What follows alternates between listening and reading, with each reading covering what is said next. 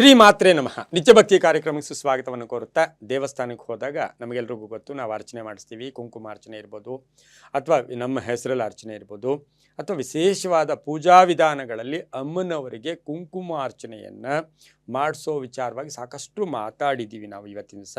ಆದರೆ ಈ ಕುಂಕುಮಾರ್ಚನೆ ದೇವಿಗೆ, ಅಮ್ಮನಿಗೆ ಮಾಡಿಸುವ ಫಲ ಯಾರು ಮಾಡಿದ್ರೆ, ಈಗ ನಮ್ಮಲ್ಲಿ ಏನಾಗುತ್ತೆ, ಕುಂಕುಮಾರ್ಚನೆಯನ್ನು ವಯಸ್ಸಾದವರೇ ಮಾಡಬೇಕಾ, ಅಥವಾ ಬರೀ ದೈವಭಕ್ತಿಯಲ್ಲಿರೋರೇ ಮಾಡಬೇಕಾ, ಅಥವಾ ಬೇರೆ ಯಾರೋ ಆಧ್ಯಾತ್ಮಿಕ ಕ್ಷೇತ್ರದಲ್ಲಿರೋರೇ ಮಾಡಬೇಕಾ ಅಂತಕ್ಕಂಥ ಪ್ರಶ್ನೆ ಇರುತ್ತೆ. ಕುಂಕುಮಾರ್ಚನೆಯನ್ನು ಎಲ್ಲರೂ ಕೂಡ ಮಾಡಿಸ್ಬೋದು.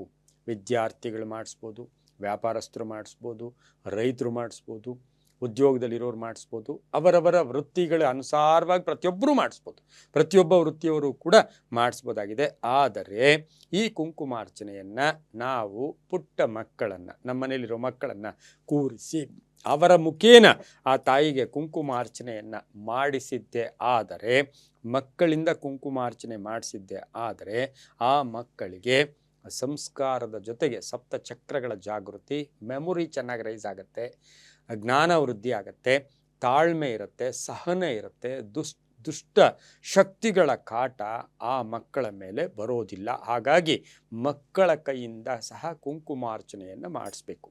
ಅದು ಕೂಡ ಮಕ್ಕಳು, ಒಳ್ಳೆ ಚಿಕ್ಕ ಚಿಕ್ಕ ಮಕ್ಕಳು, ಪುಟ್ಟ ಮಕ್ಕಳು, 10 ವರ್ಷದ ಮಕ್ಕಳು, ಗಂಡು ಮಕ್ಕಳು, ಅಥವಾ ಈ ಚಿಕ್ಕ ಚಿಕ್ಕ ಮಕ್ಕಳಲ್ಲಿ ಋತುಮತಿ ಆಗಿರ್ತಾರೆ. ಆದರೂ ಕೂಡ ಆ ಕಾಲ ಬಿಟ್ಟು ಬೇರೆ ಕಾಲದಲ್ಲಿ ಆ ಮಕ್ಕಳ ಕೈಯಲ್ಲಿ ಕುಂಕುಮಾರ್ಚನೆಯನ್ನು ದೇವಿ ಫೋಟೋ ಮುಂದೆ ಆಗ್ಬೋದು, ಅಥವಾ ಅಲ್ಲಿರ್ತಕ್ಕಂತಹ ಚಕ್ರ ಇರ್ಬೋದು, ಅಥವಾ ಏನೋ ಒಂದು ದೇವಿಯ ಮುಂದೆ ಒಂದು ಕುಂಕುಮವನ್ನು ಅಷ್ಟೋತ್ರ ಹೇಳಿಕೊಂಡು ಆ ಕುಂಕುಮವನ್ನು ಅರ್ಚನೆ ಮಾಡಿದ್ದೆ ಆದರೆ ಆ ಮಕ್ಕಳಿಗೆ ಬಹಳಷ್ಟು ಶಕ್ತಿ ಬರುತ್ತೆ. ಇದನ್ನು ಈ ಮಕ್ಕಳು ಗುರುವಾರ ಮಾಡಿದ್ರೆ ಬಹಳಷ್ಟು ಶುಭ ಆಗುತ್ತೆ. ಇನ್ನು ಗಂಡಸರು ಕುಂಕುಮಾರ್ಚನೆ ಬರೀ ಮಹಿಳೆಯರೇ ಮಾಡಬೇಕಂತಕ್ಕಂಥ ಪ್ರಶ್ನೆಗೆ ಇವತ್ತಿನ ದಿವಸ ಗಂಡಸರು ಕುಂಕುಮಾರ್ಚನೆಯನ್ನು ಮಾಡಿದ್ದೆ ಆದರೆ ವಾರಕ್ಕೊಮ್ಮೆ ಶುಕ್ರವಾರ, ನಾವೆಷ್ಟೋ ಸರಿ ಹೇಳ್ತಾ ಇರ್ತೀವಿ, ಇದೊಂದು ಸಾಮಾನ್ಯವಾದ ಒಂದು ರೂಢಿ ಮಾತು.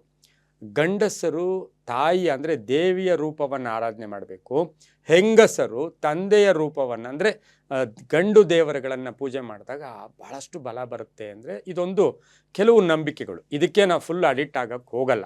ಆದರೆ ಇವತ್ತು ನಾನು ಮಹಾಲಕ್ಷ್ಮಿಯ ಆರಾಧಕ ಅಂದರೆ ಆ ಗಂಡಸರು ಹೆಂಗಸರಿ ದೇವಿಯನ್ನು ಪೂಜೆ ಮಾಡಿದಾಗ ತಾಯಿ ಅನುಗ್ರಹ ಬೇಗ ಗಂಡ್ಮಕ್ಳು ಸಿಗತ್ತಂತೆ.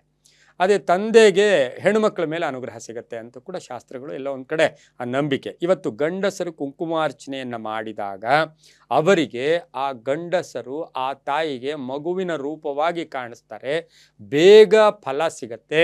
ವ್ಯಾಪಾರದಲ್ಲಿ ಲಾಸ್ ಆಗಿದ್ರೆ, ಸಾಲ ಜಾಸ್ತಿ ಆಗಿದ್ರೆ, ಬ್ಯಾಂಕ್ ಸಾಲ ಇರ್ಬೋದು, ಬಡ್ಡಿ ಕಟ್ಟಿ ಕಟ್ಟಿ ಕಟ್ಟಿ ಸುಸ್ತಾಗ್ಬಿಟ್ಟಿದ್ದೀರಾ, ವ್ಯವಸಾಯಕ್ಕೆ ಸಾಲ ತಗೊಂಡಿದ್ದೀವಿ, ಇಂತಹವರು ಗಂಡಸರು ಶುಕ್ರವಾರದ ದಿನ ಅಷ್ಟೋತ್ತರ ಸಹಿತ ಕುಂಕುಮಾರ್ಚನೆಯನ್ನು ಮನೆಯಲ್ಲಿ ಅಥವಾ ದೇವಸ್ಥಾನದಲ್ಲಿ ಸಂಧ್ಯಾ ಕಾಲದಲ್ಲಿ ಮಾಡಿದ್ರೆ ಬಹಳಷ್ಟು ಶುಭ ಆಗುತ್ತೆ. ಇನ್ನು ಹೆಂಗಸರು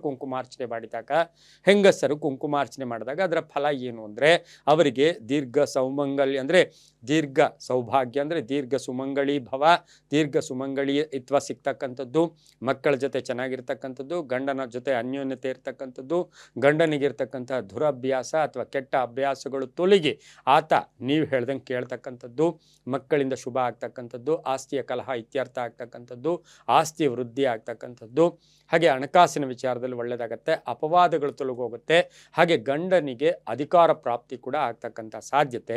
ಮಹಿಳೆಯರು ಕುಂಕುಮಾರ್ಚನೆ ಮಾಡಿದಾಗ ಅದರಲ್ಲೂ ಸಹ ಲಲಿತಾ ಸಹಸ್ರನಾಮ ಹೇಳ್ಕೊಳ್ಳೋದು, ಅಷ್ಟೋತ್ರ ಹೇಳ್ಕೊಳ್ಳೋದ್ರಿಂದ ಇವೆಲ್ಲ ಕೂಡ ಬಹಳಷ್ಟು ಶುಭ ಆಗ್ತಕ್ಕಂಥದ್ದು. ರೋಗಿಗಳಿರ್ಬೋದು, ಹಾಗೆ ದೇಹದಲ್ಲಿ ಏನೋ ಒಂದು ಕಂಟಕ ಇದೆ ಅಂತಹವರು ಕೂಡ ಕುಂಕುಮಾರ್ಚನೆಯನ್ನು ಮಾಡಿಕೊಂಡಾಗ ಸಾಕಷ್ಟು ಶುಭ ಆಗ್ತಕ್ಕಂಥದ್ದು. ಸಕಾರಾತ್ಮಕ ಆಲೋಚನೆಗಳನ್ನು ಇಟ್ಕೊಂಡು ಗುರುವಾರ, ಶುಕ್ರವಾರ, ಬುಧವಾರ ಯಾರು ಕುಂಕುಮಾರ್ಚನೆಯನ್ನು ಮಾಡ್ತಾರೆ ಅವರಿಗೆ ಆಜ್ಞಾಚಕ್ರ, ಅದೇ ಕುಂಕುಮವನ್ನು ಹಣೆಯಲ್ಲಿ ಆಜ್ಞಾಚಕ್ರ ಎಲ್ಲೋ ಒಂದು ಕಡೆ ಜಾಗೃತಿ ಆಗ್ತಕ್ಕಂಥದ್ದು, ಹಾಗೆ ರಕ್ತ ಸಂಚಾರ ತುಂಬ ಚೆನ್ನಾಗಾಗುತ್ತೆ, ಮನಸ್ಸಿನ ಭಾವನೆಗಳು ಬದಲಾವಣೆ ಆಗುತ್ತೆ, ಹಾಗೆ ಅನುಕೂಲಗಳು ಕೂಡ ಆಗ್ತಕ್ಕಂಥ ಸಾಧ್ಯತೆ ಇರೋದ್ರಿಂದ ಮಕ್ಕಳು, ಗಂಡಸರು, ವೃದ್ಧರು, ಅಶಕ್ತರು ಎಲ್ಲರೂ ಸಹ ಈ ಕುಂಕುಮಾರ್ಚನೆಯನ್ನು ನಂಬಿಕೆಯಿಂದ ಮಾಡಿದಾಗ ಅವರ ಆಸೆ ಆಕಾಂಕ್ಷೆಗಳು ಈಡೇರಿ ಸಮಾಜದಲ್ಲಿ ಗುರುತರವಾಗಿ ಅವರು ಗುರುತಿಸ್ಕೊಳ್ಳೋಕ್ಕೆ ಸಾಧ್ಯತೆ ಕೂಡ ಇರುತ್ತೆ. ಶನಿಕಾಟ ಇರ್ಬೋದು, ದುಷ್ಟ ಶಕ್ತಿಗಳ ಕಾಟ ಕೂಡ ತೊಲಗಿ ಒಂದು ಆತ್ಮಸ್ಥೈರ್ಯ ಕೂಡ ವೃದ್ಧಿಯಾಗುತ್ತೆ. ಎಲ್ಲವೂ ಕೂಡ